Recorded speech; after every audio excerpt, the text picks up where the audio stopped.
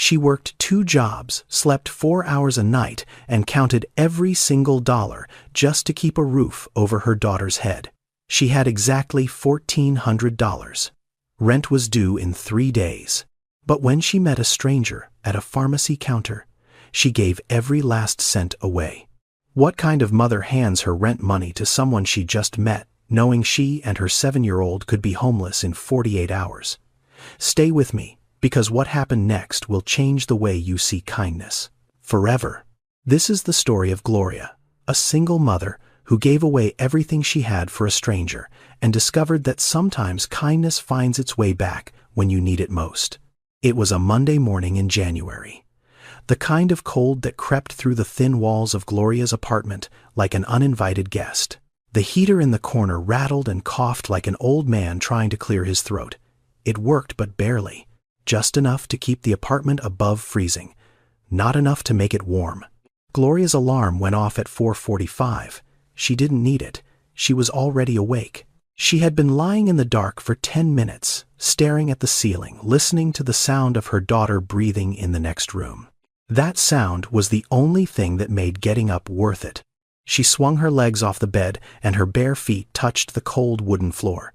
She winced but didn't make a sound. She never did. Gloria had learned a long time ago how to be quiet, how to move through pain without letting it show. She walked into the small kitchen and flipped on the light. The bulb flickered twice before settling into a dull yellow glow. The kitchen was tiny.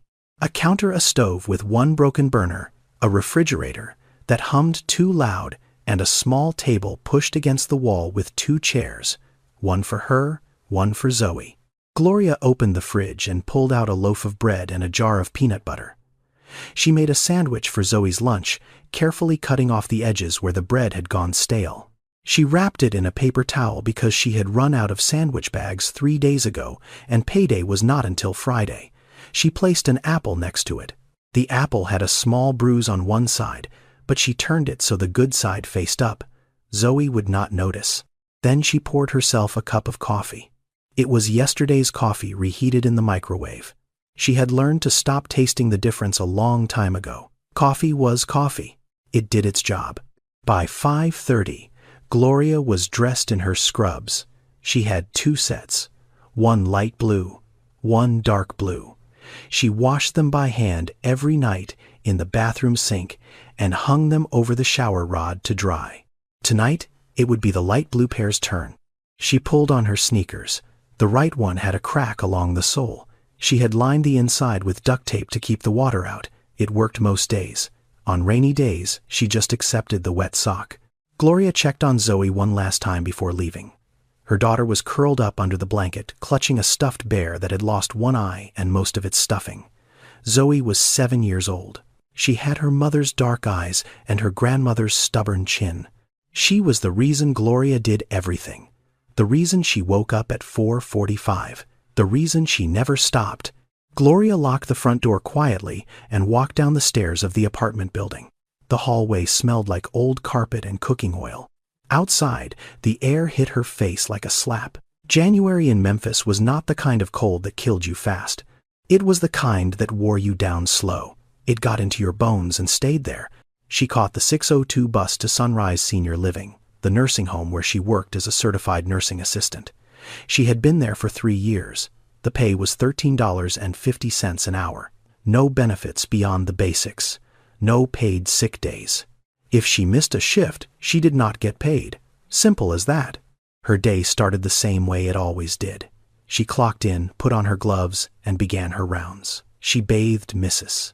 Patterson, who was 86, and could not remember her own daughter's name, but always remembered to say, "Thank you." She changed the sheets on Mr. Coleman's bed while he told her the same story about Korea he told her every single morning. She helped feed Mr. Davis, who had tremors so bad he could not hold a spoon. The work was hard, not just on the body but on the heart. Gloria lifted people twice her size. She cleaned things most people would not want to think about. She smiled when she was exhausted. She held hands when families could not be there. And at the end of every shift she clocked out, stretched her aching back, and went to pick up her daughter. Zoe attended an after-school program at the community center. It was free, which was the only reason Gloria could afford it. She picked Zoe up at 5:30 every afternoon. They walked home together, Zoe chattering about her day, Gloria listening and nodding, trying to push the tiredness out of her voice. Dinner was usually something simple: rice and beans, pasta with butter. Sometimes, if it had been a good week, chicken drumsticks on sale from the grocery store. Gloria always made sure Zoe ate first. She always made sure Zoe had enough. After dinner, Gloria helped Zoe with homework, ran her a bath, read her a story, and tucked her in. Then at 9 o'clock, Gloria put her scrubs back on and left for her second job. She cleaned offices in a building downtown, vacuuming, mopping, wiping desks, emptying trash cans. She worked until midnight, sometimes later. That was Gloria's life. 2 jobs, 1 daughter, 0 room for error. By the time she got home that Monday night, it was almost 1 in the morning. The apartment was quiet. Zoe was asleep. Gloria sat down at the kitchen table and pulled a white envelope from her purse. She opened it slowly and counted the money inside. 5 20s, 10 50s, a small stack of 10s and 5s. She counted it twice to make sure. $1,400. Rent was $1,200. Zoe's asthma medication was $45. The electric bill was $87 and overdue. The rest would cover food for the week. Barely. Gloria let out a long breath. Not a sigh of relief. More like a sigh of survival. She had made it. Another month. Another set of bills she could just barely cover. She placed the envelope back in her purse and leaned back in the chair. Her eyes drifted to the small shelf above the kitchen counter. There, next to a chipped coffee mug and a jar of sugar, sat a photograph in a simple wooden frame. A woman in nurse's scrubs, smiling wide, standing in front of a hospital entrance. The woman looked like an older version of Gloria. Same dark eyes, same strong jaw, same hands that never stopped working. That was Lorraine Mabry, Gloria's mother. Lorraine had been a nurse at Methodist South Hospital for 28 years, not a doctor, not an administrator, a floor nurse, the kind who showed up early, stayed late, and never once complained about it. She raised Gloria by herself, after Gloria's father left when Gloria was 5. He did not leave because of another woman, or because of some big dramatic fight. He left because he was tired of being poor, tired of trying. One morning he was there, and the next morning he was gone. He never came back. He never called. Lorraine never spoke badly about him. She just worked harder. She picked up extra shifts. She took night classes to keep her certification current. She cooked dinner every night, no matter how tired she was. And she taught Gloria one thing that stuck deeper than anything she ever learned in school. Gloria could still hear her mother's voice saying it, clear as a bell. Like she was standing right there in the kitchen. If you can help someone and you choose not to, that's a debt you'll carry forever. Gloria heard that sentence 100 times growing up, when her mother stopped to help a stranger change a tire. When she let a neighbor's kid eat dinner with them because his parents forgot to feed him. When she stayed 2 extra hours at the hospital because a patient was scared of dying alone. Lorraine did not just say those words. She lived them. 3 years ago, Lorraine was diagnosed with lung cancer. She had never smoked a day in her life. The doctors said it was just bad luck. The treatment was expensive. Even with insurance, the co-pays and deductibles piled up fast. Gloria watched her mother sit at this very same kitchen table, sorting through medical bills, trying to figure out which ones she could pay and which ones she had to ignore. In the end, the cancer took Lorraine in 11 months. She died in a hospital bed at the age of 61, with Gloria holding her hand and $17,000 in medical debt left behind. The insurance company sent a letter 2 weeks after the funeral. It said they were sorry for her loss. Gloria never got over it. Not the death. She could accept death. What she could not accept was the system that let a woman work 28 years in a hospital and still die broke because of the bills that same hospital sent her. After her mother passed, Gloria's husband Travis left. Zoe was 2 at the time. Travis was not a bad man. He was not violent. He was not cruel. He was just weak. The bills were too much. The grief was too much. The pressure of raising a child in a one-bedroom apartment with no savings and no family was too much, so he left. Same way Gloria's father had left, quietly, without a fight, without looking back. Gloria did not chase him. She did not beg. She just picked up the pieces and kept moving. That was what Mabry women did. They kept moving. She still wore her mother's watch. It was a simple silver watch with a small round face. The battery had died years ago, and Gloria never replaced it. The hands were frozen at 9:17. She did not wear it to tell time. She wore it to remember. It did not tell time anymore. But it reminded Gloria of something more important than time. It reminded her of who she was. Gloria looked at the photograph one more time, then at the envelope of money, then at the clock on the wall. 1:15 in the morning. She needed to sleep. Tomorrow, she had to pick up Zoe's asthma medication from the CVS on Lamar Avenue. The inhaler prescription was ready, and Zoe was down to her last few puffs. $45 after Medicaid. She could not wait another day. Gloria turned off the kitchen light and walked to her bedroom. She lay down on top of the covers, still in her clothes, too tired to change. She closed her eyes and let the hum of the old heater pull her towards sleep. She did not know it yet. She had no way of knowing. But tomorrow, at that pharmacy, she would meet someone who would change the course of her life. And that envelope of money sitting in her purse would never make it to her landlord. The next afternoon, Tuesday, Gloria clocked out of Sunrise at 3:30 and drove straight to the CVS on Lamar Avenue. The car was a 2008 Honda Civic with 163,000 miles on it. The check engine light had been on for 2 years. Gloria had learned to ignore it, the same way she had learned to ignore most warnings in her life. She did not have the money to fix whatever was wrong, so she just kept driving and prayed. Zoe sat in the back seat, her school backpack on her lap, a small sketchbook open in her hands. She was drawing something. She was always drawing something. Houses mostly. Big houses with red doors and flower gardens. Houses that looked nothing like the apartment they lived in. Gloria parked and unbuckled Zoe. They walked into the pharmacy together. The fluorescent lights buzzed overhead bright and white, washing everything in a flat, sterile glow. The air smelled like rubbing alcohol and plastic. A few people stood in line at the pharmacy counter at the back of the store. Gloria took a number and sat down in one of the hard plastic chairs near the counter. Zoe climbed into the chair next to her and went back to drawing. Gloria pulled out her phone and checked her bank account. $47.12. She had the cash in the envelope for rent, and the $45 for the medication was already set aside in her wallet. She had planned every dollar down to the cent. There was no room for surprises. Then she heard it. A voice, quiet and shaky, coming from the counter just a few feet away. "I understand, sir. But is there any way I can get just half of the medication now and pay the rest next week?" Gloria looked up. An older woman stood at the pharmacy counter, leaning slightly forward, both hands resting on the edge like she needed it for balance. She was black in her early 70s, with silver hair pulled back neatly. She wore a dark green coat that was old, but clean buttoned all the way up to her chin. Her shoes were simple flats, polished but worn thin at the toes. Everything about her was tidy, careful, the kind of careful that comes from a lifetime of making do with less. The pharmacist, a young man with glasses, shook his head slowly. "I'm sorry, ma'am.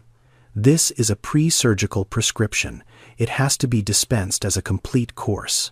I can't split it." The older woman nodded. She opened her purse, a small brown leather bag with a broken clasp, and began pulling out money. A $5 bill, 3 ones, a handful of quarters and dimes. She counted them on the counter slowly, her fingers trembling as she separated each coin. The coins made small clicking sounds against the hard surface. Gloria watched. The woman counted everything twice. Then she looked up at the pharmacist. "How much am I short?" $38, ma'am." The woman closed her eyes for a moment. Just a moment. Then she opened them and began putting the money back into her purse. "I understand," she said softly. "Thank you for your time." She turned to leave, and that was when Gloria saw her hands. They were worn, calloused. The knuckles were slightly swollen, the skin rough and dry. But they moved with a certain steadiness, a practiced steadiness. Gloria knew those hands. Not these specific hands, but hands like them. She had seen the same kind of hands her entire childhood.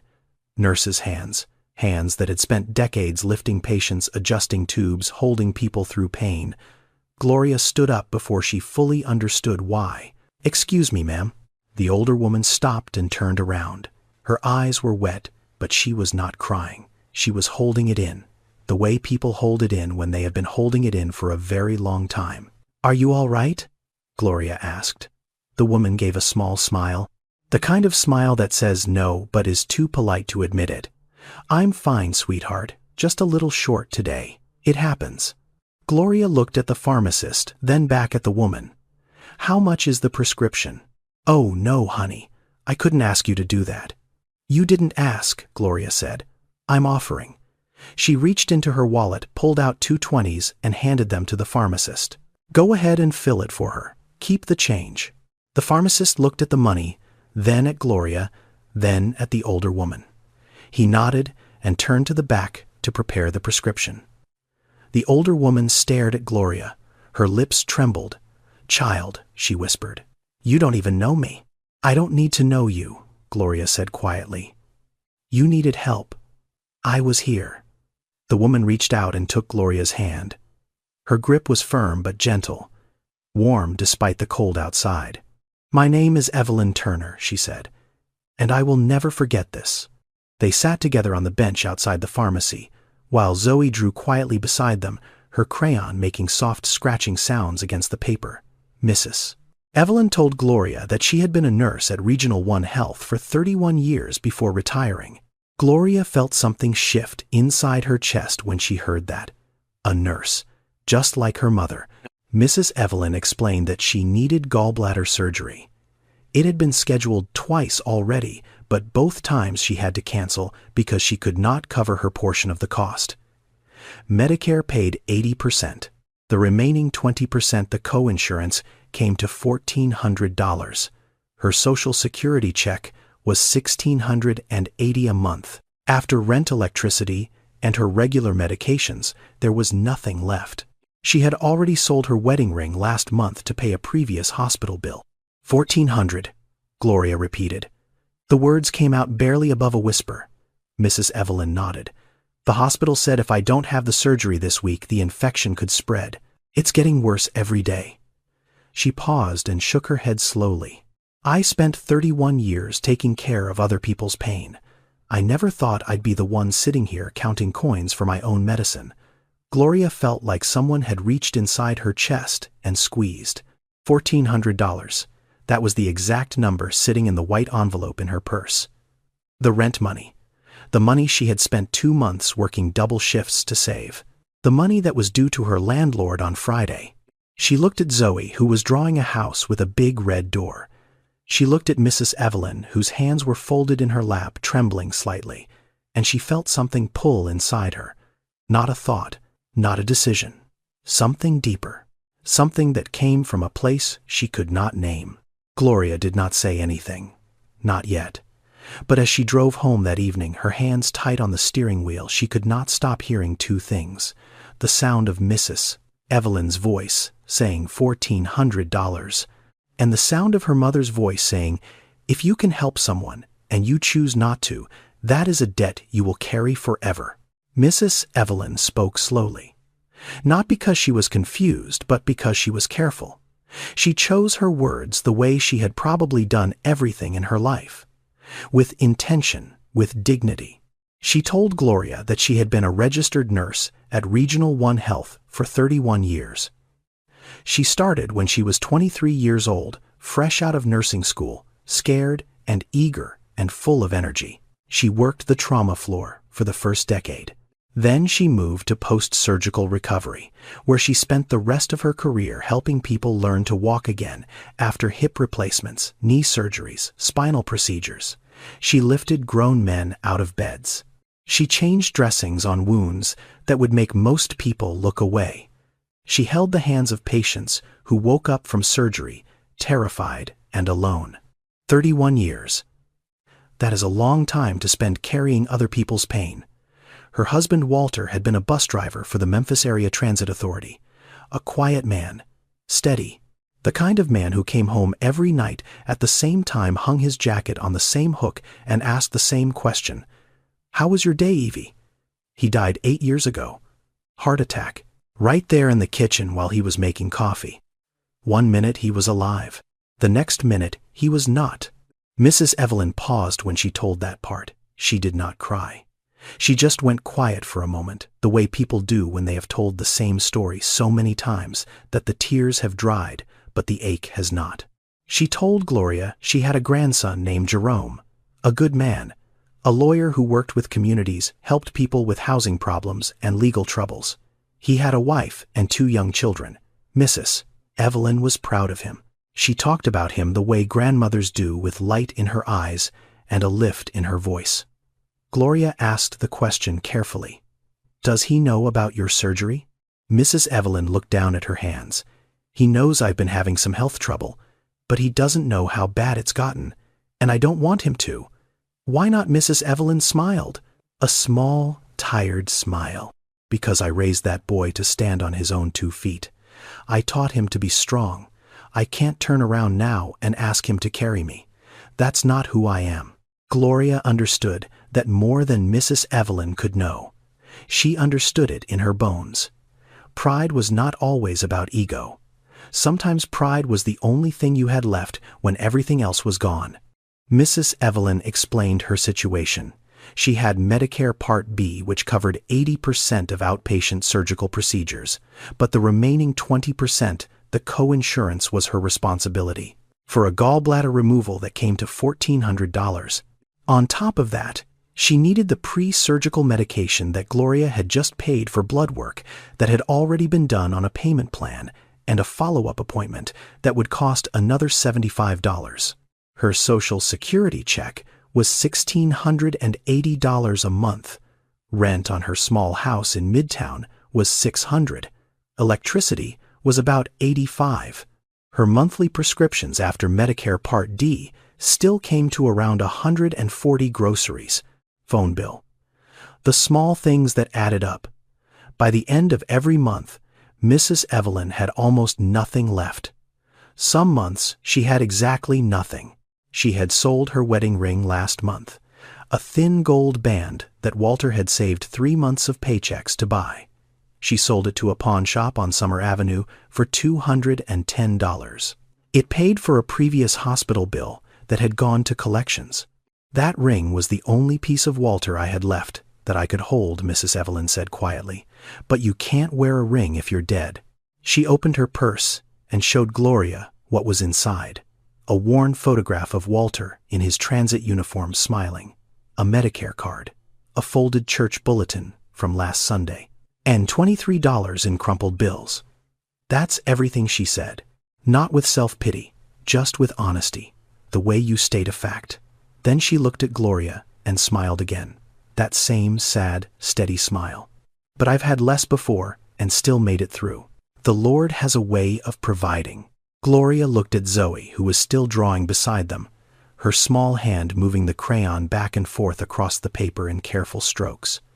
Then she looked at Mrs. Evelyn, at her silver hair, at her steady hands, at the way she sat up straight, even when everything inside her was probably falling apart, and she saw her mother.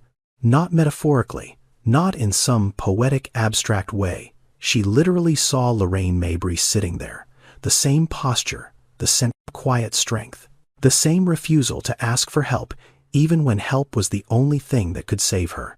Lorraine had been like that too. She had worked through pneumonia. She had hidden bills so Gloria would not worry. She had smiled through chemo and said she was fine when she was not fine at all. Gloria's chest tightened. Something shifted inside her. It was not a thought. It was not a decision. Not yet. It was a pull. Like a hand reaching up from somewhere deep and grabbing hold of her heart. She did not say anything to Mrs. Evelyn about the money. Not yet. She just wrote her phone number on the back of a CVS receipt and handed it to the older woman. "In case you need anything," Gloria said. "Anything at all." Mrs. Evelyn took the receipt and held it gently, like it was something precious. "You're a good woman, Gloria. Your mother raised you right." Gloria almost lost it right there. She blinked fast, swallowed hard, and forced a smile. She did her best. They said goodbye. Gloria buckled Zoe into the car and sat behind the wheel for a long moment before starting the engine. Her hands were shaking. Not from the cold, from something else entirely. That night, Gloria sat at the kitchen table. Again, same chair, same dim light, same hum of the heater rattling in the corner. But everything felt different. Zoe was asleep. The apartment was quiet, too quiet. The kind of quiet that makes your own thoughts sound like shouting. The white envelope sat in front of her on the table. $1,400. She had counted it twice already, but she opened it again and spread the bills out in a row. 20s, 50s, 10s, 5s. Every single dollar earned on aching feet and sleepless nights. Rent was due Friday, $1,200. Zoe's medication, $45. The overdue electric bill, $87. That left $68 for food. Enough for rice, beans, bread, and peanut butter. Maybe eggs if they were on sale. Gloria stared at the money and felt two things pulling at her in opposite directions. If she gave the money to Mrs. Evelyn, she and Zoe would have nothing. No rent, no way to pay the electric bill, no savings, no credit card, no family to call.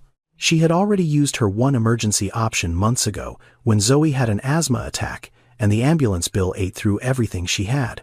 There was no backup plan. There was no safety net. There was just the floor, and beneath the floor, there was nothing. She would lose the apartment. She knew what that meant. Not just moving, an eviction record. Once you had one of those, no landlord in Memphis would touch you. She had seen it happen to people at work. Good people, hard-working people. One bad month, and the system stamped a mark on them that followed them for years. And Zoe. Gloria closed her eyes and saw her daughter's face. Where would they go? A shelter. Gloria had driven past the family shelters on Poplar Avenue. She had seen the lines outside. Women holding children waiting in the cold for a bed that might not be available. She could not do that to Zoe. She could not look her daughter in the eye and explain why they did not have a home anymore. The answer was simple. Keep the money. Pay the rent. Take care of your child. That is what any reasonable person would do. Gloria picked up the envelope and placed it back in her purse. Decision made. She would pay the landlord tomorrow. She would keep her apartment. She would keep her daughter safe. That was the right thing to do. The responsible thing. She turned off the kitchen light and walked toward her bedroom. But she stopped in the hallway. Zoe's door was open a crack. Gloria looked inside. Zoe was curled up under the blanket, her small body pressed against the one-eyed stuffed bear. Her breathing was slow and steady, with that faint whistle that came when her airways tightened in the cold. Her sketchbook lay open on the pillow next to her. Gloria could see the drawing from the doorway. A house with a big red door and flowers in the yard. Gloria stood there for a long time. Then she thought about Mrs. Evelyn's hands, the way they trembled when she counted those coins on the pharmacy counter, the way they gripped the edge of the counter like she needed it to hold herself up. Those hands had spent 31 years lifting people, healing people, and now those same hands could not afford to save the body they belonged to. She thought about her mother, Lorraine, in the hospital bed 3 years ago, her skin gray, her voice thin. Gloria had sat beside her, holding her hand, listening to the beeping machines. And Lorraine had looked at her and said so quietly, "Gloria almost missed it. Don't ever let the world make you hard, baby. Promise me." Gloria had promised. She stood in the hallway between her daughter's room and the kitchen table, between fear and something bigger than fear, between what made sense and what felt right, between the mother she was and the daughter she had been. She did not sleep that night. She lay on her bed with her eyes open, staring at the ceiling, running the numbers over and over in her head. Every calculation ended the same way. There was no version of this where giving the money away made sense. Every number said no, but something else said yes. Something that did not care about numbers. Wednesday morning came gray and cold. Gloria woke up before the alarm.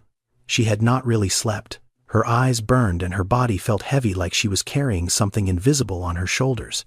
She got Zoe ready for school the way she always did. Made the sandwich, poured the juice, braided the hair, kissed the forehead. After she dropped Zoe off, Gloria did not drive to work.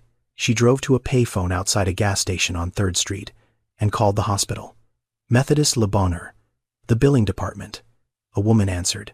Gloria asked about Mrs. Evelyn Turner's account. She asked about the coinsurance balance for the gallbladder surgery. She asked what would happen if the payment was made in cash in person that same day. The woman on the phone explained that the patient's coinsurance responsibility was $1,400. Payment was required before the procedure could be scheduled. Cash payments could be accepted at the billing office on the 1st floor of the main hospital building. Gloria thanked her and hung up. She sat in the car for 5 minutes. Her hands were on the steering wheel. They were shaking again. Then she drove to Spotswood Avenue. Mrs. Evelyn's house was small. A single-story home with faded yellow paint and a front porch that sagged slightly on one side. The yard had a garden, but everything was brown and dry from the winter cold. Dead stalks poked up from the frozen soil like bony fingers. A rusted screen door hung at the front, and a welcome mat that said, "Bless this home," lay at the threshold, its edges curled with age. Gloria knocked. She heard shuffling inside, slow footsteps. Then the screen door opened, and Mrs. Evelyn appeared. She was wearing a housecoat and slippers. She looked surprised to see Gloria. "Gloria, child, what are you doing here? May I come in?" Mrs. Evelyn opened the door wider and stepped aside. The inside of the house was exactly what Gloria had expected. Small, clean, neat in a way that spoke of discipline and habit. The furniture was old, but well cared for. A couch with a crocheted blanket folded over the armrest. A television on a wooden stand. Family photographs on every wall. The air smelled like lavender and something medicinal, a faint sharpness underneath the sweetness. They sat at Mrs. Evelyn's kitchen table. It was even smaller than Gloria's. 2 chairs, a plastic placemat with faded flowers, a Bible on the counter with a bookmark sticking out from somewhere near the middle. Gloria placed the white envelope on the table. Mrs. Evelyn looked at it. Then she looked at Gloria. She did not open it. She did not touch it. "What is that?" she asked softly. $1,400, Gloria said, "for your surgery." The silence that followed was the loudest silence Gloria had ever heard. Mrs. Evelyn shook her head slowly. "No. No, child. I can't take that." "Yes, you can. Gloria, that's your rent money. You told me your rent is due this week." "I know what it is." "Then you know what happens if you give it to me. You'll lose your home. You have a little girl." Mrs. Evelyn's voice cracked. "I can't let you do this." Gloria reached across the table and placed her hand over Mrs. Evelyn's. "Ma'am, my mama was a nurse, just like you. 28 years at Methodist South. She spent her whole life taking care of other people. And when she got sick, when she needed someone to take care of her, the system let her down. The bills buried her. The insurance wasn't enough. And she died owing money to the same hospital that employed her for almost 3 decades. Gloria paused. Her voice was steady, but her chin trembled. "If my mother were alive right now and she was sitting where you are, I would want someone to help her. I would pray for someone to help her. So, I'm not walking away from you, Mrs. Evelyn. I can't. My mama would never forgive me, and I would never forgive myself." Mrs. Evelyn's tears came then, not loud, not dramatic, just 2 slow streams rolling down her cheeks and falling onto the plastic placemat. She tried to speak, but couldn't. She just held Gloria's hand and squeezed. After a moment, she whispered, "How will you pay your rent?" Gloria forced a smile. "I'll figure it out. I always do." It was a lie. She had no idea how she would figure it out. She had no plan. She had no savings.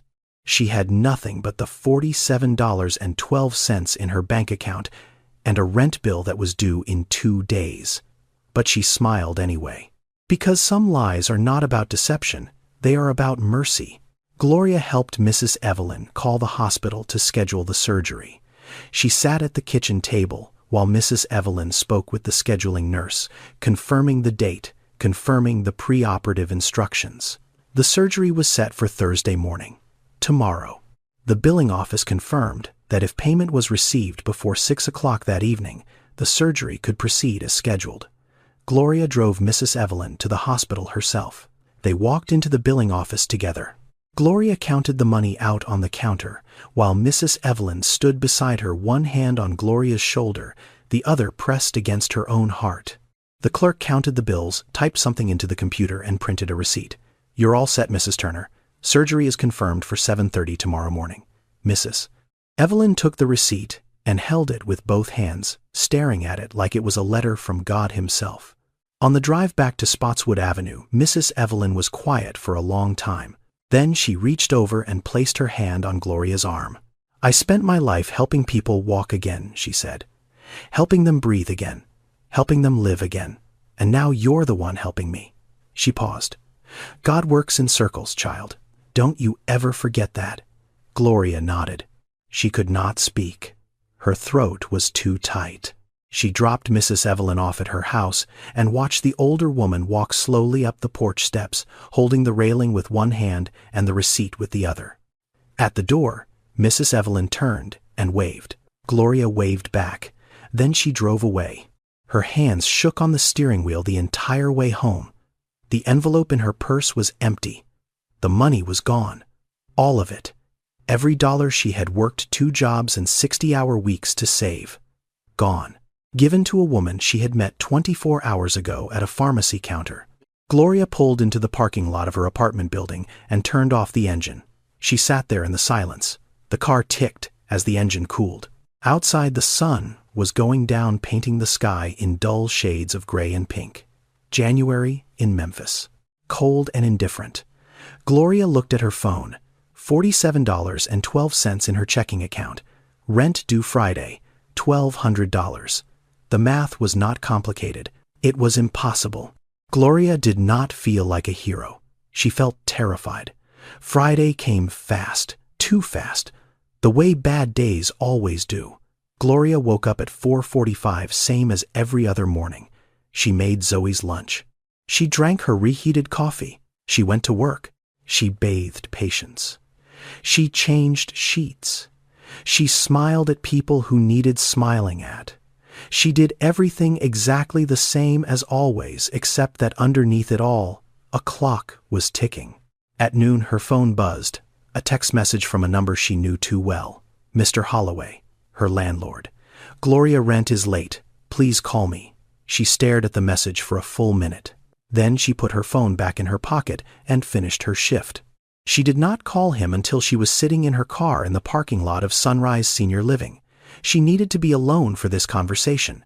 She needed the doors closed and the windows up. She dialed the number. He picked up on the second ring. Gloria. His voice was not angry. It was tired, the kind of tired that came from having the same conversation too many times. "Mr. Holloway, I'm sorry. I know the rent is late." "Gloria, this is the 2nd month in a row. Last month, you were 4 days late. I let it slide. But I can't keep doing this. I have a mortgage on this building. I have bills too. I understand, sir. I just need a little more time." "How much time?" Gloria closed her eyes. "A week. Just 1 week. I'll have it by next Friday. I promise." There was a long silence on the other end. Then Mr. Holloway sighed. "I can't give you a week, Gloria. I've already been more than patient. I can give you until Sunday evening, 6 o'clock. If the rent isn't paid by then, I have to file." Gloria knew what filing meant. An eviction proceeding. In Tennessee, a landlord could file a detainer warrant after the rent was overdue. From there, it moved fast. A court hearing, a judgment, a record that would follow her for 7 years. And once you had an eviction on your record, finding another landlord willing to rent to you was nearly impossible. Most applications ask the question right there on the first page. Have you ever been evicted? 1 word. Yes. And the door closed before you could explain. It was a trap, a quiet legal trap that caught millions of families every year. You fell behind once, and the system made sure you stayed behind. "I understand," Gloria said. Thank you for giving me until Sunday. I'm not trying to be the bad guy here, Gloria. I hope you know that. I know, Mr. Holloway. He hung up. Gloria sat in the car. The engine was off. The windows were foggy from her breath. She looked at herself in the rearview mirror. Red eyes, dry lips, dark circles that no amount of sleep could fix, not that she had been sleeping anyway. What have I done? She whispered to the empty car. She thought about Zoe. She thought about the family shelters she had driven past on Poplar Avenue. The women standing in line with their children in the cold, holding garbage bags full of clothes. She thought about Zoe's face if they had to sleep somewhere that was not their home. The questions she would ask. Mama, why are we here? When are we going home? What would Gloria say?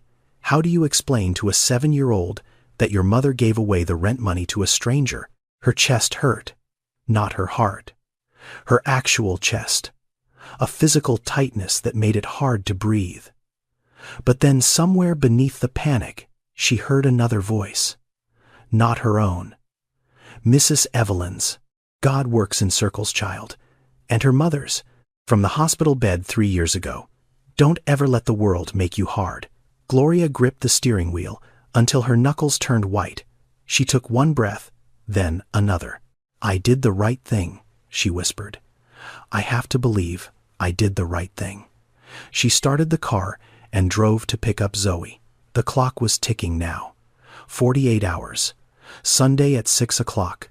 After that, everything Gloria had built, the apartment, the stability, the small, safe world she had created for her daughter, all of it would be gone. And Gloria had no idea how to stop it. Gloria did not sit around waiting for a miracle. That was not who she was. Mabry women did not wait. They moved. Saturday morning before Zoe woke up, Gloria called her supervisor at Sunrise Senior Living. Her name was Karen. A decent woman, fair mostly. Gloria had never asked her for anything in 3 years. Karen, I'm sorry to bother you on the weekend, but I need to ask you something. Is there any way I can get an advance on my next paycheck, even just part of it? I'm in a really tough spot. There was a pause on the other end. Then Karen sighed, the kind of sigh that tells you the answer before the words come. Gloria, I wish I could, but corporate changed the policy last year. No pay advances, period. The payroll is already locked in for the cycle. My hands are tied. I understand, Gloria said. Is everything okay? Yes, ma'am. Everything's fine. Thank you. Gloria hung up. She stared at her phone for a moment. Then she dialed another number. Denise picked up on the third ring. Denise was the closest thing Gloria had to a best friend. They had worked together at Sunrise for 2 years. Denise was a single woman, no kids, but she had her own mountain of debt. Car note, student loans from a nursing program she never finished. Credit cards she was still paying minimum on. Girl, what's wrong? Denise could hear it in Gloria's voice before Gloria even said anything. Gloria told her. Not all of it, just enough. She needed $1,200 by tomorrow.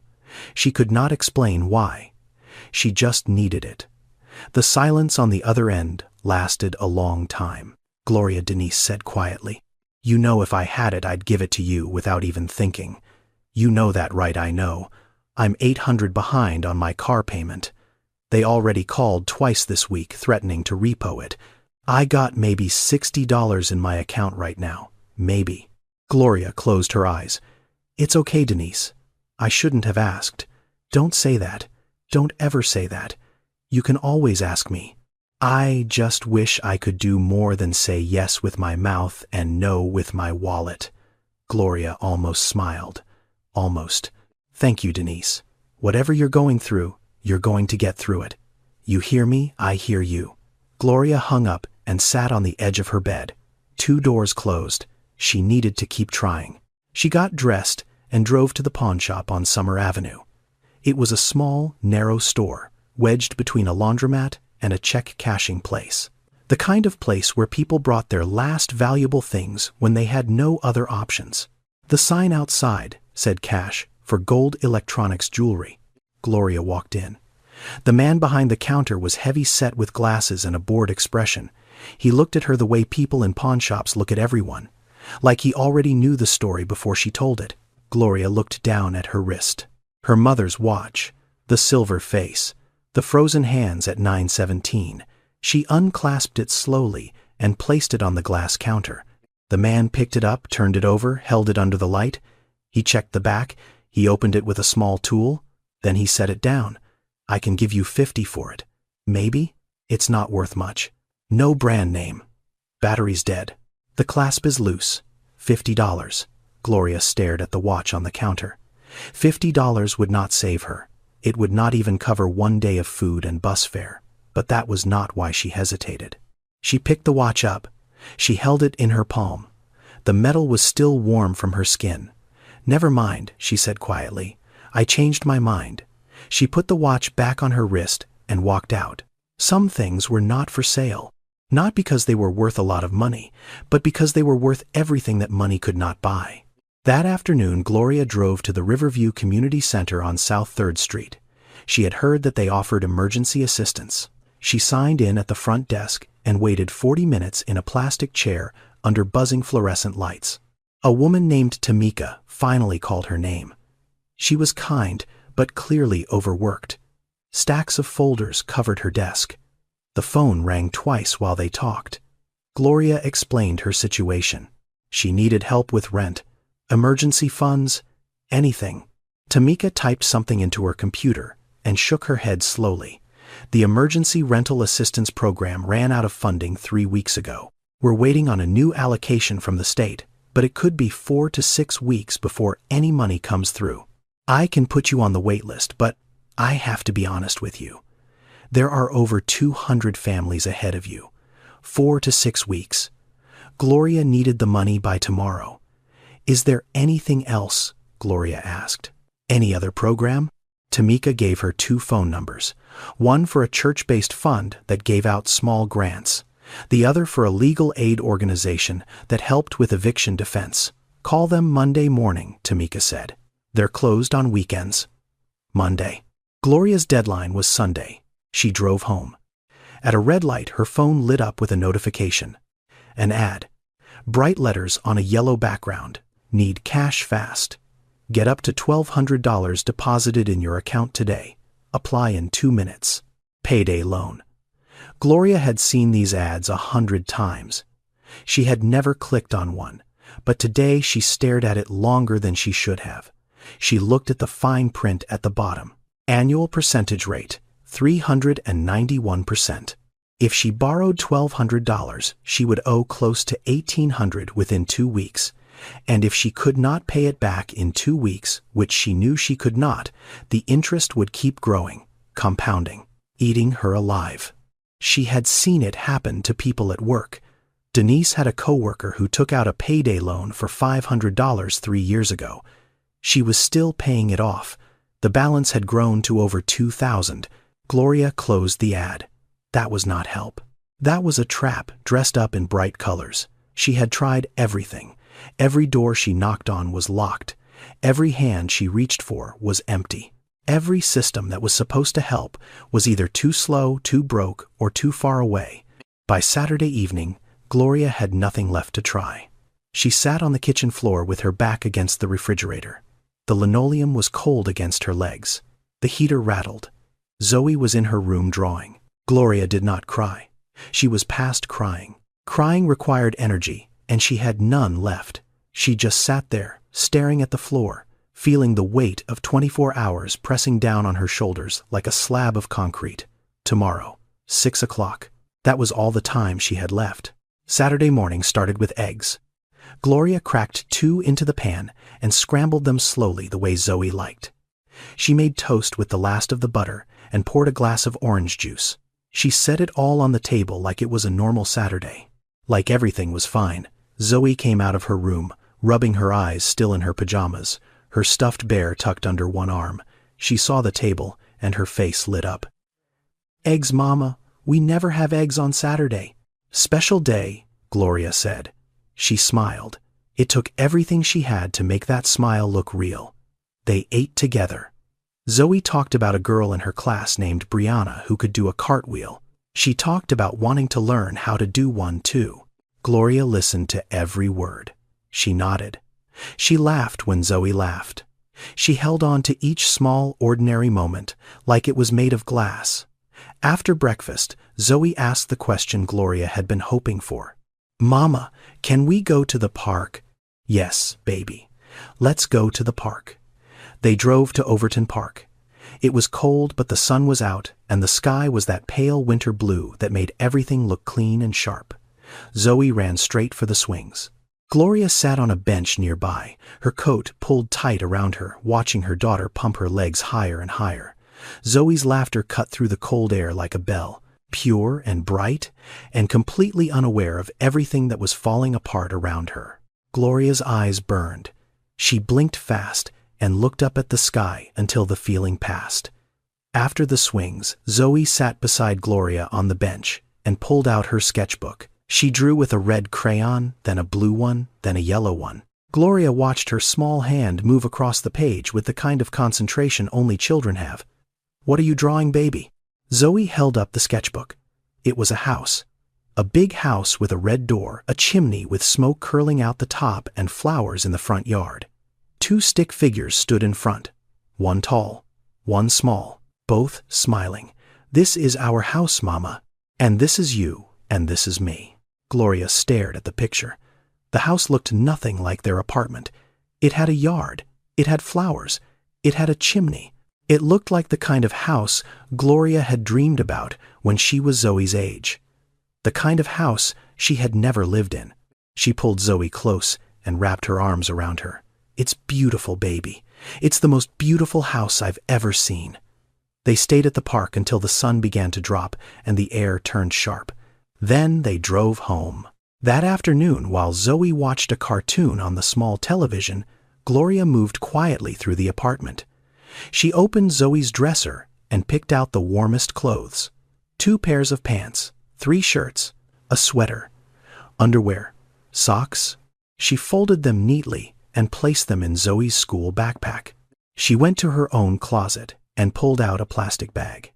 She placed her mother's photograph inside, wrapped in a washcloth to protect the glass. She put her important documents in a manila folder. Birth certificates, Zoe's Medicaid card, her ID, the lease agreement that she might not have for much longer. She looked around the apartment, the small table with 2 chairs, the couch with the sagging cushion, the shelf with the photograph of her mother and the chipped coffee mug, the heater rattling in the corner. It was not much. It had never been much, but it was theirs. "Are we going somewhere?" Mama Gloria spun around. Zoe was standing in the hallway holding her stuffed bear looking at the backpack. Gloria swallowed. "No, baby. Just organizing. Go brush your teeth. It's almost bedtime." Zoe looked at her for a moment longer. Then she turned and walked to the bathroom. Gloria closed her eyes and pressed her hand against the wall to steady herself. That night, Gloria lay in Zoe's small bed next to her daughter. It was something she did sometimes on hard nights. Zoe was curled on her side, the bear tucked under her chin, her breathing slow and easy. Mama Zoe whispered in the dark, "Yes, baby, I love our home." Gloria felt something crack inside her chest. Not break, crack, like ice on a pond that is about to give way. "I love it too, baby. I love it too." Zoe fell asleep within minutes. Gloria did not. She lay there in the dark, listening to her daughter breathe, feeling the small, warm body pressed against hers. Outside, the wind picked up. She could hear it, pushing against the windows, rattling the old frames. A dog barked somewhere down the street. A car passed its headlights sweeping across the ceiling and then disappearing. Tomorrow. It all ends tomorrow. Gloria slid her hand over and found Zoe's hand. It was so small, so warm. She held it gently, careful not to wake her. Gloria closed her eyes, but did not sleep. She just held her daughter's hand and waited for the sun. At that same moment, across town in a hospital room on the 4th floor of Methodist Le Bonheur, Evelyn Turner was awake. The surgery had been 2 days ago, Thursday morning, 7:30, just as scheduled. The doctors said it went well.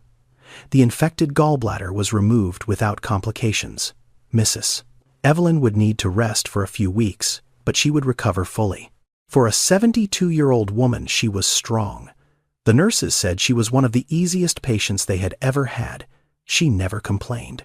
She never pressed the call button unless she truly needed something. She thanked everyone who walked into her room, from the surgeon to the woman who mopped the floor. That was Evelyn Turner. 31 years of being on the other side of that bed had taught her exactly how to be a good patient. She was sitting up now, propped against 2 pillows, a thin hospital blanket pulled over her lap. The room was quiet, except for the soft beeping of the monitor next to her bed. An IV line ran into her left hand. A cup of water sat on the tray beside her, half empty. She was thinking about Gloria. She had been thinking about Gloria since the moment she woke up from the anesthesia.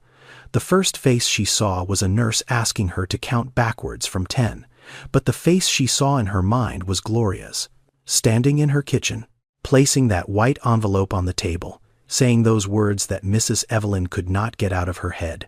"My mama was a nurse just like you." Mrs. Evelyn wiped her eyes with the back of her hand. She had cried more in the past 3 days than she had cried in the past 3 years. At 2 o'clock that Saturday afternoon, the door opened and a man walked in. He was tall, broad-shouldered, but lean. He wore a simple blue button-down shirt, no tie, and dark slacks. His shoes were clean but not expensive. He carried a small paper bag from the cafeteria in one hand and a bouquet of flowers from the hospital gift shop in the other. Jerome Washington, 38 years old, Mrs. Evelyn's only grandson. Jerome was not a billionaire. He was not rich. He was not famous. He was a community legal aid attorney who ran a small nonprofit called Memphis Community Legal Center. He helped families fight evictions. He helped workers file wage theft claims. He helped people navigate systems that were designed to be confusing. His salary was modest. His office was small. But his knowledge was vast, and his network ran deep into every corner of Memphis social services. He set the flowers on the windowsill and kissed his grandmother on the forehead. "How are you feeling today, Grandma?" "Better," she said. "Much better." He sat down in the chair beside the bed and opened the paper bag. He had brought her a container of chicken soup and a bread roll. She smiled, but did not reach for it. "Grandma, you need to eat." "I will. But first, I need to tell you something." Jerome leaned forward. He knew that tone. It was the tone his grandmother used when something was sitting heavy on her heart.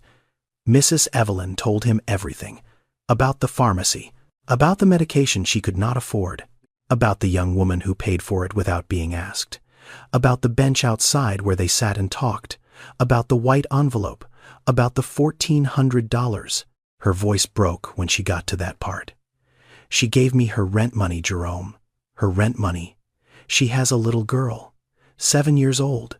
She works 2 jobs, and she handed me an envelope with every dollar she had because she said her mama was a nurse just like me and she could not walk away." Jerome sat very still, his jaw tightened, not from anger, from something else, something between admiration and heartbreak. "Do you know her full name?" he asked quietly. Gloria Mabry. She lives somewhere in South Memphis. She gave me her phone number. It's in my purse on a CVS receipt." Jerome reached for the small bag of belongings on the shelf beside the bed. He found the purse, opened it, and pulled out the folded receipt. He stared at the phone number written in blue ink. "Jerome, Mrs. Evelyn said, gripping his hand. "That girl is about to lose her home because of me." "No, Grandma. Not because of you. Because of a system that makes people choose between helping someone and keeping a roof over their heads." He paused. "But there are programs. Emergency rental assistance. Legal aid services that can intervene with landlords and delay eviction proceedings. Workforce development scholarships for healthcare workers trying to advance. Most people who need these programs the most don't even know they exist. They don't know where to look, or they don't have someone to walk them through the paperwork." He looked at the phone number again. "I'm calling her right now." Mrs. Evelyn squeezed his hand. Her eyes were wet. Her voice was barely above a whisper. "You tell her something for me, Jerome. You tell her that Evelyn Turner does not forget. Not ever." Jerome nodded. He pulled out his phone and began to dial. Sunday morning came the way all dreaded mornings come. Slowly, quietly, like it was in no rush to deliver its verdict. Gloria was already awake. She had not slept. Not really. She had drifted in and out of something that was not quite sleep and not quite waking, just a gray space in between where her thoughts ran in circles and her body refused to rest. She got up and walked to the kitchen. The apartment was still dark. Zoe was still sleeping. Gloria filled the coffee pot with water and stood there waiting for it to brew, leaning against the counter with her arms crossed. The clock on the wall said 6:42. She had less than 12 hours. The coffee was almost ready when her phone buzzed on the counter. Gloria looked at it. An unknown number. Memphis area code, but not one she recognized. She almost did not answer. She had been getting calls from bill collectors for months. The electric company, the hospital where her mother had been treated, a credit card company that had sold her old debt to a collection agency. She had learned to let unknown numbers go to voicemail, but something made her pick it up. Maybe it was the time. Maybe it was the fact that she had nothing left to lose. Maybe it was just instinct. "Hello, good morning. Am I speaking with Gloria Mabry?" The voice was male, calm, professional but warm, not a bill collector. Bill collectors had a certain sharpness in their tone, a practiced impatience. This voice did not have that. "Yes, this is Gloria." "Who is this?" "Ma'am, my name is Jerome Washington. I'm Evelyn Turner's grandson." Gloria's breath caught. She gripped the edge of the counter. For a moment, she could not speak. Her mind went straight to the worst possibility. "Is she okay, is Mrs. Evelyn okay?" "She's doing well," Jerome said. "The surgery was successful. She's recovering. She's going to be just fine." Gloria closed her eyes. A wave of relief washed through her body so strong it almost knocked her sideways. "Thank God," she whispered. "Ma'am, my grandmother told me what you did. She told me everything. About the pharmacy, about the money, about your rent." Gloria stiffened, her jaw tightened.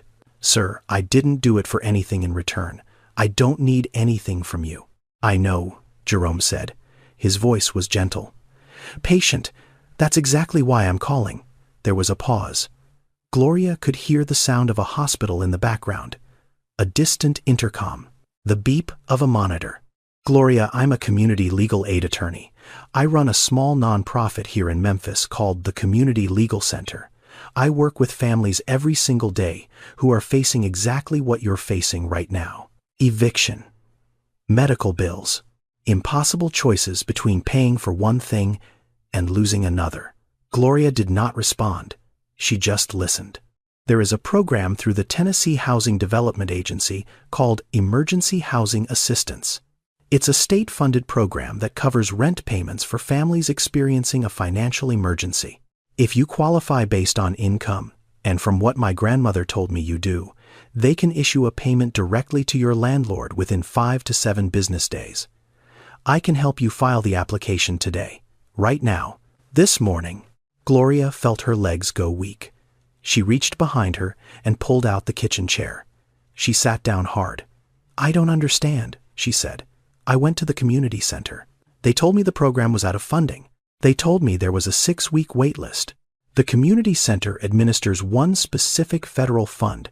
That fund is out of money, but the state has a separate allocation that's still active. Most community centers don't even know about it because it's administered through a different agency. I only know about it because my office processes these applications every week." Gloria pressed her hand against her forehead. Her eyes were burning. "There's something else," Jerome continued. "Methodist Le Bonheur has a Workforce Investment Act scholarship program for certified nursing assistants who want to pursue a registered nursing degree. Full tuition, book stipend, flexible scheduling for working parents. My grandmother tells me you're a CNA. If that's true, you'd be a strong candidate." Gloria could not speak. Her throat had closed. "Gloria, are you still there? I'm here," she managed. Her voice broke on the second word. "I know this is a lot to take in, and I know you didn't ask for any of this, but my grandmother spent 31 years helping people she didn't know. And you spent your rent money helping a woman you met at a pharmacy counter. Where I come from, that's not charity, that's community, and community takes care of its own. The tears came then, not the kind she had been fighting all week, not the sharp panic tears of someone drowning. These were different. These were warm. They came from a place deeper than fear. They came from the place where hope had been buried so long she had forgotten it was there.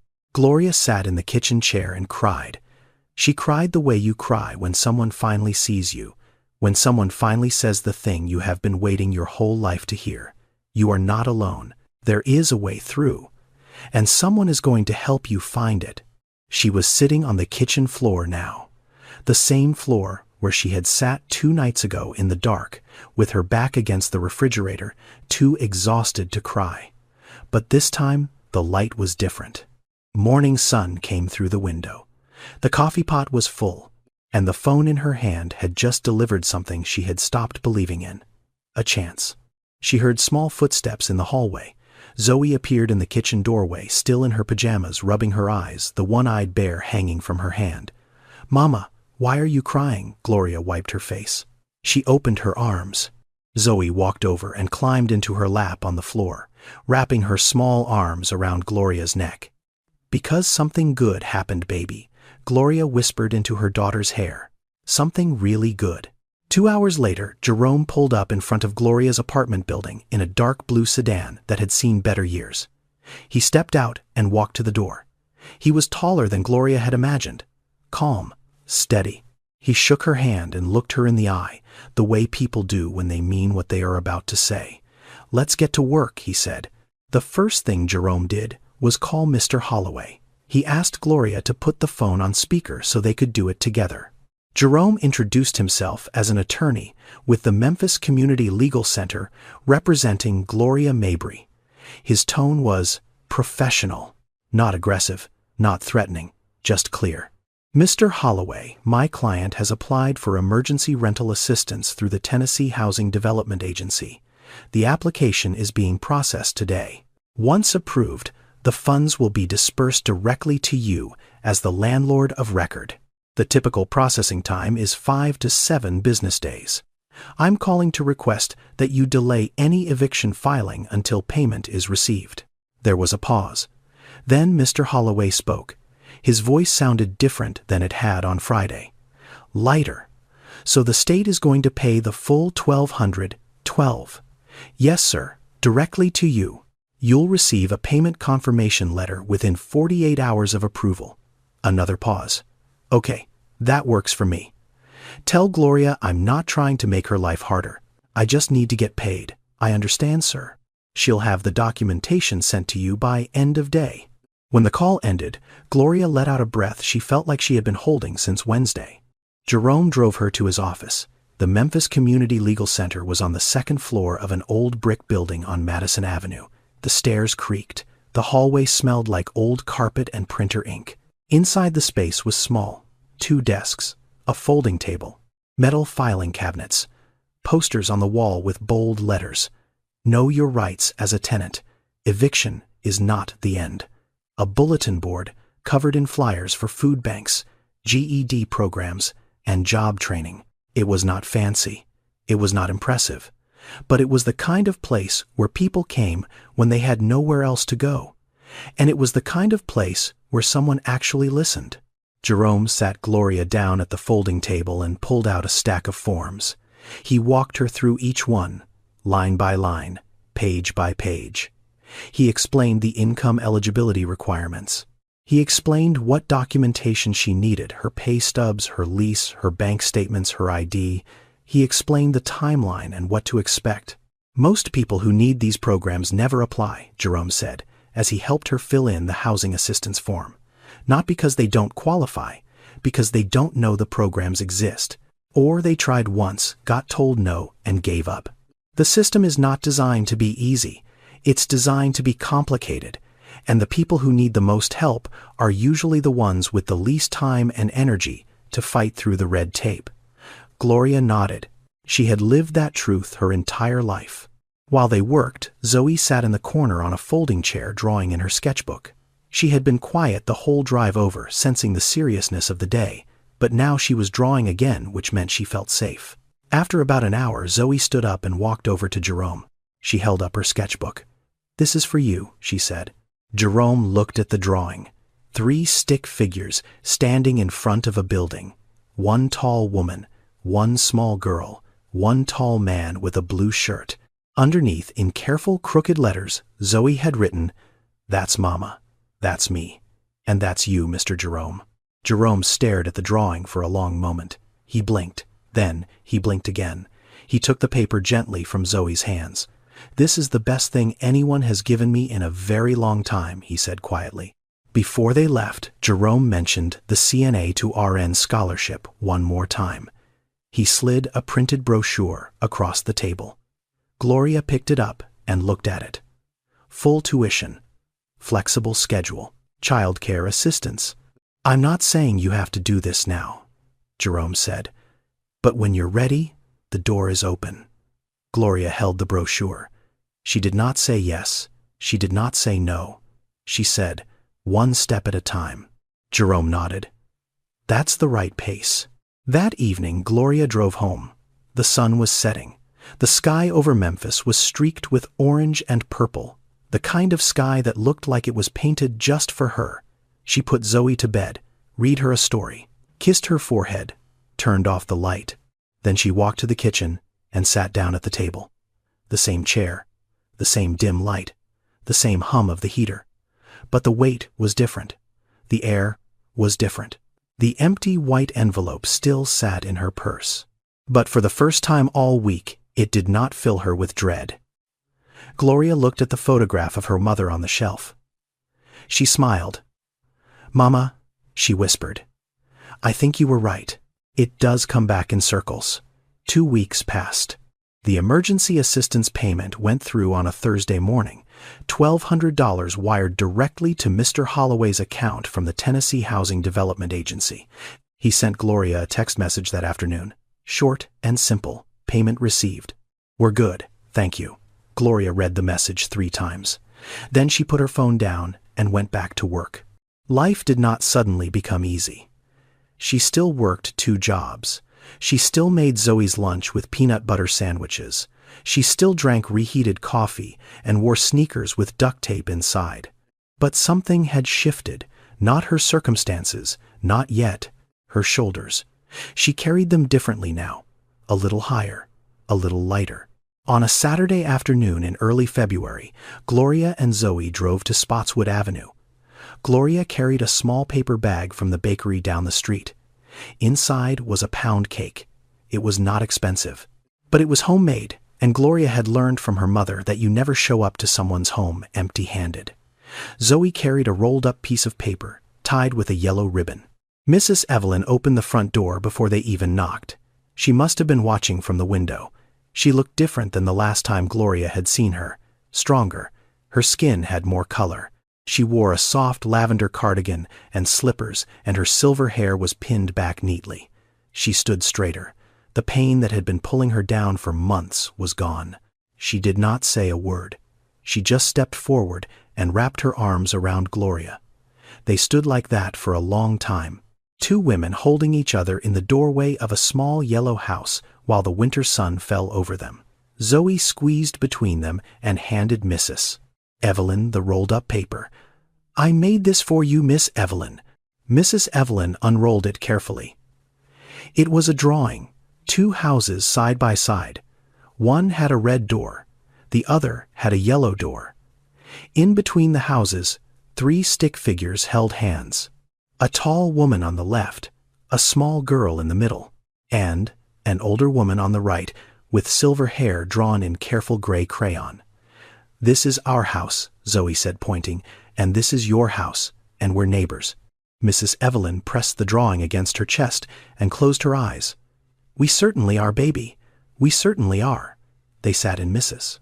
Evelyn's kitchen, the 3 of them around the small table with the faded flower placemat. Mrs. Evelyn made tea. Gloria cut the pound cake. Zoe sat between them, coloring in a new sketchbook that Mrs. Evelyn had bought for her. The kitchen smelled like chamomile and lavender. The radiator clicked softly in the corner. They talked the way people talk when they have been through something together. Not about the hard parts, not about the money, or the fear, or the sleepless nights. They talked about simple things, about the weather warming up, about the garden Mrs. Evelyn wanted to plant in the spring, about Zoe's school and the cartwheel she was still trying to learn. Then Mrs. Evelyn set down her tea and looked at Gloria. "Tell me about your mother, child. You said she was a nurse." Gloria smiled. It was a sad smile, but a real one. Her name was Lorraine Mabry. She worked at Methodist South for 28 years. Started right out of nursing school.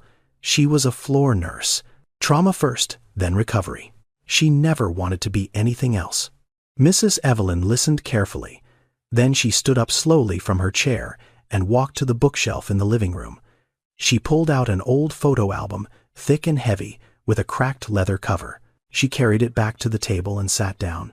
She opened the album and turned the pages slowly past pictures of Walter, in his transit uniform, past birthday parties and church picnics, and faded Polaroids of people Gloria did not know.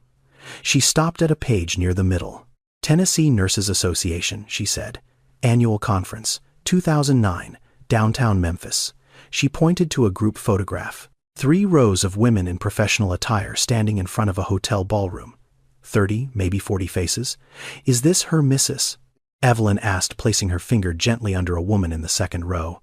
"Third from the left." Gloria leaned in. Her heart stopped. It was her mother, Lorraine Mabry. Younger, thinner. Smiling that wide, easy smile Gloria remembered from before the cancer took it away. She was wearing a navy blazer and a small pin on her lapel. She looked happy. She looked healthy. She looked alive. And standing in the same row, 5 people to the right, was Evelyn Turner. Younger too, straighter, her hair still dark. Both women in the same photograph at the same event, in the same profession, in the same city. They probably never spoke to each other that day. They probably passed each other in the hallway without a second glance, just 2 nurses among dozens. But now, 17 years later, their lives had collided through a moment of kindness at a pharmacy counter, through a daughter who could not walk away. Gloria touched the photograph with her fingertip. She traced the outline of her mother's face. "She looks so young," she whispered. Mrs. Evelyn placed her hand over Gloria's. "She raised a good daughter, a daughter who does what's right, even when it costs her everything. That didn't come from nowhere. That came from her." Gloria could not speak. She just nodded and wiped her eyes with the back of her hand. Zoe looked up from her coloring. She glanced at the photo album, then at her mother, then at Mrs. Evelyn. She did not understand what was happening, but she understood the feeling in the room. So she did what children do. She climbed off her chair and squeezed herself between the 2 women, one arm around each of them. "Don't be sad, Mama," she said. "Miss Evelyn is okay now. You fixed it." Gloria laughed through her tears. She kissed the top of Zoe's head. Mrs. Evelyn kissed the other side. 3 women, 2 generations, one thread of kindness stitched through all of them. 6 months later, Gloria's life looked different. Not unrecognizable, not like a movie montage where everything changes overnight, but different in the ways that matter. She had enrolled in the CNA to RN program at Methodist Le Bonheur. Classes 2 days a week. Clinical rotations 1 day a week. The scholarship covered tuition books and a small monthly stipend that was just enough to replace her night cleaning job. She no longer worked 2 jobs. For the first time in years, Gloria slept at night. Actual sleep. The kind where you close your eyes and do not open them again until morning. She still worked at Sunrise Senior Living. She still made $13.50 an hour. She still wore the same 2 pairs of scrubs, though she had bought a 3rd pair from a thrift store on Poplar Avenue. She still drove the 2008 Civic with the check engine light that had been on since before she could remember. The problems did not disappear, but the direction changed. And sometimes direction is everything. Mrs. Evelyn had become a permanent fixture in their lives. Every Saturday, Gloria dropped Zoe off at the yellow house on Spotswood Avenue. Mrs. Evelyn taught Zoe how to make cornbread from scratch. She taught her how to plant tomato seeds in small cups and set them by the window where the sun came in. The garden was green again. Spring had arrived, and with it everything Mrs. Evelyn touched seemed to bloom. Zoe called her Miss Evelyn. Then she started calling her Grandma Evie. Mrs. Evelyn never corrected her. She just smiled wider. Gloria and Jerome stayed in touch. Not as anything romantic, not as a fairy tale, as something more grounded than that. Respect, gratitude, and the kind of friendship that forms when two people see each other clearly and choose to show up anyway. Jerome invited Gloria to volunteer at the Memphis Community Legal Center one evening a week. She helped other families fill out the same emergency assistance forms that had saved her. She was good at it. Not because she had any legal training, but because she knew what it felt like to sit in that chair. She knew the shame of asking for help. She knew the confusion of staring at a government form that seemed designed to make you give up. And she knew how to say the one thing that mattered most: you are not alone. One Tuesday afternoon in July, Gloria was at the center sorting paperwork when the front door opened. A young woman walked in. She was maybe 25, thin, tired in a way that went deeper than sleep. She wore a faded t-shirt and jeans that did not fit quite right. She was carrying a toddler on one hip, a diaper bag over the other shoulder, and in her free hand a crumpled piece of paper. She stood in the doorway, looking around the small office like she was not sure she was in the right place. Like she was not sure she deserved to be there. "Can I help you?" Gloria asked. The woman's chin trembled. "I got an eviction notice," she said. Her voice was barely above a whisper. "I don't know what to do. I don't have anyone. I don't know where to go." Gloria looked at her, at the dark circles under her eyes, at the toddler gripping her shirt, at the crumpled paper in her hand, and she saw herself, 6 months ago, standing in her kitchen at 1 a.m, staring at an empty envelope, wondering how she was going to keep a roof over her daughter's head. Gloria stood up. She walked over to the woman and pulled out a chair. "Sit down," she said gently. "Take a breath. Let me tell you something. 6 months ago, I was exactly where you are right now, and someone helped me. So now I'm going to help you." The woman sat down. The toddler reached for a crayon on the desk. Gloria handed it to him with a smile. And just like that, the circle continued. Not because Gloria had money, not because she had power or connections or a fancy degree, but because someone once told her that if you can help someone and you choose not to, that is a debt you will carry forever. Gloria believed that now, not just as words, as a way of living. Now I want to step back from the story for a moment and talk to you directly, because Gloria's story is fiction, but the truths inside it are not. Gloria did not help Mrs. Evelyn because she had enough. She helped because she knew what it felt like to have nothing and still need someone. That is the first truth of this story. Kindness does not come from having more than enough. It comes from knowing what it feels like to not have enough. The people who give the most are often the ones who have the least, not because they are foolish, but because they remember. The second truth is about systems. In the United States right now, there are emergency rental assistance programs, hospital financial aid funds, workforce development, scholarships, and legal aid services that exist specifically for people like Gloria. They are real. They are funded. And millions of people who qualify for them never use them, not because they are lazy, not because they do not care, but because they do not know these programs exist. Or they tried once, got turned away, and gave up. Or they could not get through the paperwork without someone to guide them. Jerome did not save Gloria with money. He saved her with knowledge. And that might be the most important lesson in this entire story. Sometimes the difference between losing everything and keeping everything is not a check. It is a phone call from someone who knows the system. The third truth is about people like Gloria. Certified nursing assistants are some of the lowest paid healthcare workers in America. They earn an average of $13 to $15 an hour. They lift patients. They bathe them. They hold their hands when no one else will. They work holidays, weekends, and double shifts, and many of them go home to empty refrigerators and overdue bills. Gloria's life is not unusual. There are millions of women just like her, working 2 jobs, skipping meals, choosing between medicine and rent, holding their families together with nothing but willpower and love. They deserve to be seen. They deserve to be valued. They deserve more than what they are getting. And the fourth truth is about community. Jerome did not write Gloria a check. He did not throw money at her problem. He did something far more valuable. He shared what he knew. He opened a door she did not know existed. He sat beside her and helped her fill out forms. That is what community looks like. Not grand gestures, not viral moments, just one person using what they have to help another person get what they need. So let me ask you this. Have you ever helped someone even when you could not afford to? Have you ever been the one who needed help and did not know where to turn? Do you know someone right now today who might need to hear this story? Think about that and hold on to it. Now, before I let you go, I want to be honest with you about something. This story is a work of fiction. Gloria is not a real person. Mrs. Evelyn is not a real person. Jerome is not a real person. I created them. I gave them names and faces and voices.